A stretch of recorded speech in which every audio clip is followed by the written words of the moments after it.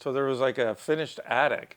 We poked our heads up into the finished attic. There was a dead like hawk in there. Oh, wow. There had been probably 10,000 bees were dead on there. It wasn't just the basement. A lot happening. Yeah, it was special. Welcome back to your favorite podcast on the planet, not just the United States or Spain, if you listen to our last episode, or El Paso, Texas, if that's where you're from. We have the queen of the closing table. That is international. Yeah. From our last story. If you haven't listened to the last episode, give it a good listen. You will understand that she is literally the queen of the closing table. She closes deals at the table in Spain. And we've got the lending king, Stephen Kuig, here with us. Today, we have two topics to talk about. Very simple topics. Excited to talk about them. The first one is very interesting. I think it's extremely relevant. I want to get perspective on how the election cycle changes our businesses or industry. We don't need to get into who we like or who we don't like, or if we don't like either of them. I mean, you can if you want, but I'd love to get input on what changes based on the outcome. Well, these only come along every couple of years. So 2 years for certain elections, and obviously every 4 years for the big ones. And it's interesting. I mean, I think at any point in time you have people that are buying houses because they need to, and people are buying houses because they want to. And so it's about how does an election cycle, I think, affect people and their attitudes towards purchasing probably the biggest investment that they're going to make. In their lives. And so this year, I think, will be a little bit more contentious than previous years, just in general, is what it's seeming like. And the two candidates are fairly equal as far as the poll numbers, or the poll numbers that I see. I'm not trying to get into politics. So it's, I think it will be a sort of bitter fight, and I think the ads in general will cause people to feel less excited about committing to a big purchase and big financial commitments. Just my thoughts. I don't know. Yeah. I think I agree. I think the uncertainty in every election cycle, we hear it out in the field. I want to wait until the election and see what happens, I think people feel overall, you'd probably agree, that they feel like interest rates usually go down around election time. So that could bring, if that happened, I would say that would probably bring some buyers even in the game. But overall, it's just that sense of uncertainty that I think people don't necessarily feel as comfortable with. So we see a little less action, I would say, historically.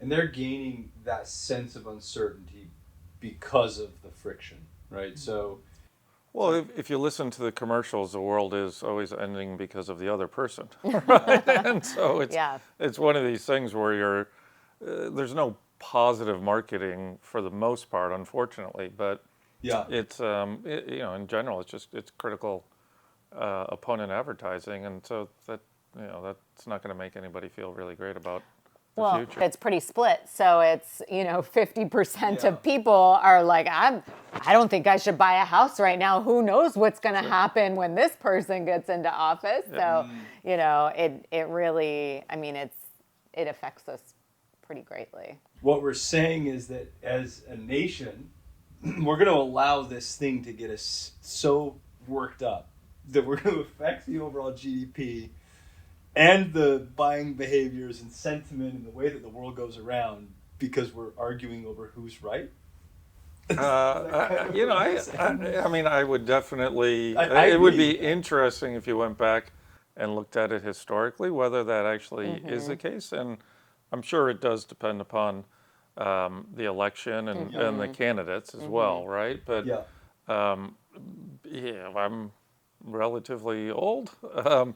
I don't 45's feel the like new 30. right.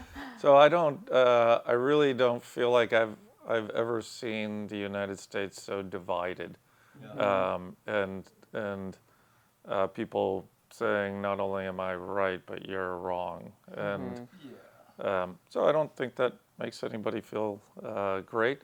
The other dynamic that we have going on right now is there's only 4 million resale homes transacting every year, and that's down from 5.5 to 7 at the peak. So there's not a lot of transactions going on. There's also not a lot of inventory. So that's causing also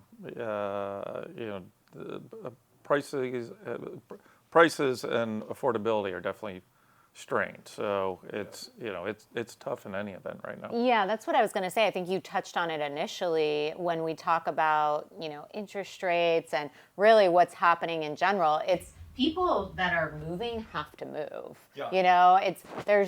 We're not seeing a ton of like, I think I just want this nicer house, It's more of an event, a life event that we're already seeing. So I don't think an election is necessarily going to help that. Right. If interest rates go down, I think, maybe we would see some movement there. Yeah, it's interesting. Like on the resale side, we look at, when we buy something, we look at what's trading in that pocket aggressively. And in certain circumstances, we're competing against builders, national builders. And, obviously they've had a great 2, 3, 4-year run. Right. But they're manufacturing a lot of that, through rate buy downs. Right. And I think that's probably slowly starting to maybe unwind a little bit. But, that is something that's taking place really aggressively is with, very little inventory being sold on the resale side. It's really tough for people to offer big rate buy downs like those national builders. Sure. So, it's almost like a never ending cycle to a certain degree. But yeah, I mean, I probably have a somewhat unpopular opinion from a political standpoint. And maybe we can make a difference here with that. So I'm a little bit hypocritical because we're in a social platform, in this environment. But I think the separation that you're expressing, I feel the same thing. I think it's primarily because in the past there were people that were not very in tune with that political climate that are now being delivered that information very rapidly on their phone. So 20 years ago or 15 years ago, before social media, to really get a pulse on it, you sat in front of a TV or you read the newspaper or you really dug in to get an opinion. Today, people are being delivered information, and some of it's factual and some of it's not. And a lot of it they don't even ask to see, right? They're not searching for that information. Right. It's being shoved down their face. Right. And so you're getting all this angst and energy and excitement around something that in the past was probably irrelevant to them. I mean, they just went about their lives and showed up on the day of the polls and, like kind of questioned who their guy was and then went with it. And I don't know if that's good or bad. Maybe that's a good thing. But, I am terrified of how social media could impact, something that changes our country so aggressively. And, for our business to a certain degree, I mean, transparently, when inventory is low, it's better for us on the resale side. It makes it difficult, to buy new deal flow. But, it's, I don't know what's going to happen in the election. But, I think at least our inventory we have now will probably, be pretty good. Yeah. Yeah, and I don't think that's going to change for the foreseeable future for sure. If rates get a lot lower, then people feel a little bit more flexibility to go and move if they are wanting to move versus having to move. But until that time, I think most people are going to stay put. Yeah. So we can give you the secret this year. We already know what's going to happen in the election cycle year. Realty Talk podcast will be the most listened to podcast. You don't need to go to Fox. You don't need to go to CNN. You can just come here. You won't hear us talk about either candidate. You'll just hear us talk about how it affects our industries. You'll be much happier. No fear. It's gonna be I great like for you. that. Yeah. I'll be there. Every week. Yeah, Okay. we're everybody's happy place. Yeah, it's just, we're Yeah. happy people in a happy place. Yeah. Yeah. I like it. This one I'm really excited for. Second topic today. Much more interesting to me than the first topic, although that was intriguing. We would love, and the listeners would love, to hear about the most interesting real estate transaction for you, Steve, in your life, non-business related. Sure. So I think definitively the most interesting one has been I bought a couple of houses and sold one house. So our current family house is a property that we started looking at. So we got married in 2000 and then had a baby, had another baby, and had another baby. So we had to we had to go and make a move. This was 2011, and so obviously the market had just gone through '07, '08, '09, and things were not going down anymore, but they weren't really going up anymore either. And you still had a lot of houses that were underwater as far as from a leverage standpoint, and so you had lots of short sales going on. So we were looking at houses. We weren't urgent because we wanted to find a deal because we felt like there was deals to be had out there, and so. That's like every buyer I talk to, by the way. Go on. Yeah. Yeah. Had our eye on a property that had been sitting for a long time and On market. on market. Okay. It had significant issues because the house had been vacated. There was some water issues, which I'll talk about. And so the bank nobody wanted to foreclose on it. So it was just a property that just kind of sat Because there. they didn't want to take it back. Nobody was going to touch it. It was and I'll get into, why buyers didn't really want to touch it either. So the house is sitting there and I put in an offer, and it was a very low offer, especially relative to, it was probably half of what the house had traded for not too many years before that. Wow. And So it traded before the correction in like early 2000s. Yeah, I think it was like '07 or something, like maybe '06 or something. But it's not like a track home. It's like No, this is a larger custom home. so half that's a big number because those usually retain a fair bit of value. Yeah. So that's a big, that was a big number. He's looking for a deal. Yeah. Which is probably why for a year I got no response back. And so, Send the offer. but it every was a week. fair number. After a year of it being on the market, it went off the market and it came back on. So I contacted the broker, again, the listing agent, and said, here's my offer. And finally I got the phone call back, and he's like, well, if you could get up to here, I think we can go do a deal. And I said, okay, well, that's great. So This is the first time you've called me back. right. So we agree on a number, and there's a second that needs to be paid something. So the selling agent has to negotiate all of this stuff with, it was one of the national banks that held the first, and they were going to be taking a significant write-off on that, as well as the second was. And the house, one of the reasons why it was sitting there and not selling is that the house has a basement, and there was one of the rooms, there was water getting in through the wall, and so they weren't really quite sure. And again, nobody's living here, and the bank's trying to figure it out. So, and then while there was a showing during this year period, apparently there's basically the drainage from around the basement goes down into the basement, and then you have a sump pump that puts the water up and to go out. Oh, bringing it back to street level. Correct, yes, because the house sits down below the street. And unfortunately, there was a big, I think that January, there was like 10 or 11 inches of rain in January alone, or some huge number. Maybe it wasn't that high, but like 5 inches or something.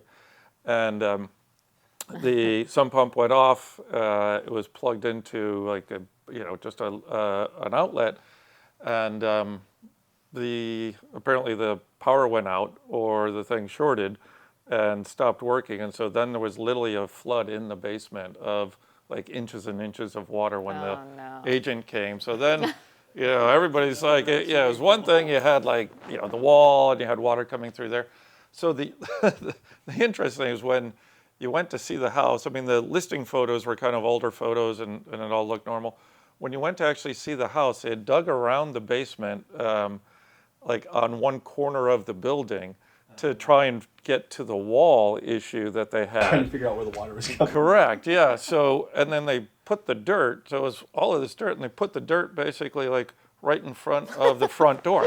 So you literally, to go see the house, you had to go up, and the dirt was, I mean, literally like probably 4 feet high. Oh, man. So you had to go trudge up there, and then we had seen the house, and then went back to kind of look at it. We always look at on the fix flip deals where you have green toilets and pink bathrooms and stuff. So this was a green kitchen with a lot of ornate wood that really didn't belong anywhere. So the house had good bones, but it needed a lot of work. The basement obviously was very musty and all that good stuff. It was funny. I was talking with a realtor about trying to buy. And he said, "Well, worst comes to worst, you're getting such a deal, you could just close off the basement." And I'm like, "Well, I don't think we could really do that, but you have like the HVAC and some other stuff, maybe some bodies down there." So I get into the escrow, and so now I'm very excited. I'm like, this I think is going to be a good deal. Yeah. So we get an appraisal going. I get it into escrow, and trying to figure out like what had happened, because nobody even has plans or anything. So have to go to the HOA, request plans, get the plans, kind of figure out how it's made. And then you start looking around, and then it obviously wasn't built according to the plans, which, would be a nice thing, but those are the plans you had. So then you're kind of guessing. But the main thing was, just trying to figure out the water issue. Yeah. And so the leak coming through the wall was just some of the concrete had gotten away. So that was a pretty easy one. The trying to figure out what happened with the basement was, sort of a bigger task. But, fortunately, they had dug up all of the dirt. So I paid $1,250 for a plumber to go and scope the French drain that's around at the base of the basement, which funnels all of the water from around the house into the sump pump pit. Yeah. And I said, "Is something not right here?" He said, "No, it all goes right to there." And so we go look at the sump pump. The sump pump actually worked. It was a 20 amp sump pump, and it was plugged into a 15 amp switch. Not even a GFI switch. So it went off, it stopped working, and there was a flood. And so literally, and whoever had the house, that one's still in our house today. I put in another one on top of that one, but yeah, so we still have that one today. So we obviously, we had to put a 20 take up, right? Yeah. We had to take out all of the drywall and do some some other stuff. But yeah, it was crazy. But we got a great house at a great price. The house, even as is, when we were buying it, it appraised for 20% more than what our contract amount was. And then the funniest thing is, this was a transaction that we did with, it was a national bank. It was arm's length for sure.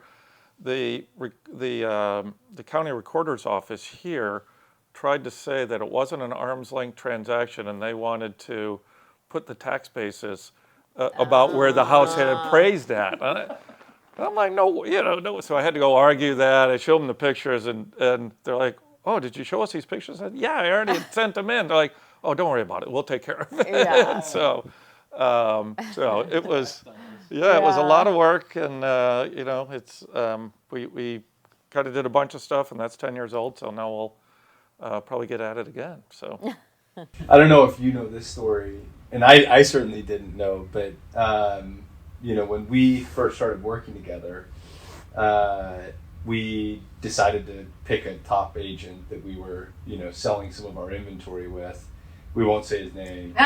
And we said, "Hey, we'll take him to a football game on a Sunday." Yeah. And so, plan was meet at Steve's place, and Steve has a buddy coming, and I get there a couple minutes early, and then this agent, pulls in and looks at me and then looks at the house.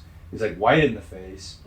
And he's like, and he's a funny guy just in general. He's like, I'm having deja vu. I think I've been here before, but I don't know why. And I don't know when. I don't know what's happening. Like, why are we here right now? And I'm like, oh, this is my business partner's house.